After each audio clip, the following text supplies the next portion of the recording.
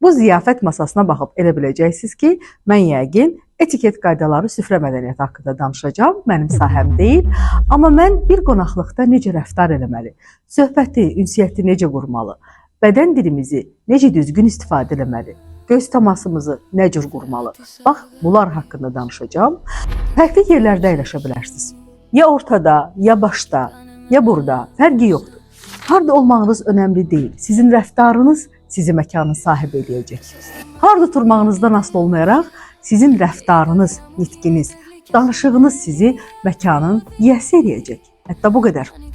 Onun üçün qarşıda oturan insanlarla xoş bir təbəssümlə ünsiyyət qurmağa çalışın.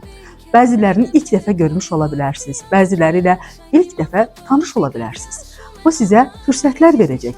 Bəlkə networkinginizi böyüdəcəksiniz, tanışlarınızın sayı artacaq. Buna görə də məkanda öz sözünü, işini, danışığını bilən insan imici yaratmaq lazımdır. Mütləq insanların üzlərinə və gözlərinə xoş bir təbəssümlə baxın. Daha sonra nəzakətli danışmağa çalışın. Mədəni, dünya görüşü, özün sözü bütöv bir insan kimi təqdim edəcək. Söhbətlərə müdaxilə etməməyə, sözləri kəsməməyə çalışın. Qoyun insanlar sözünü bütöv desin. Ola bilər ki, siz onunla razı deyilsiniz, amma bu demək deyil ki, sözünü kəsməlisiniz. Bəs sonra nə eləməliyik? Bütün bunlar haqqında özümüzü digər yerlərdə necə aparmalı, fikrimizi necə ifadə eləməli, necə əla, yüksək mövqe qazanmalı.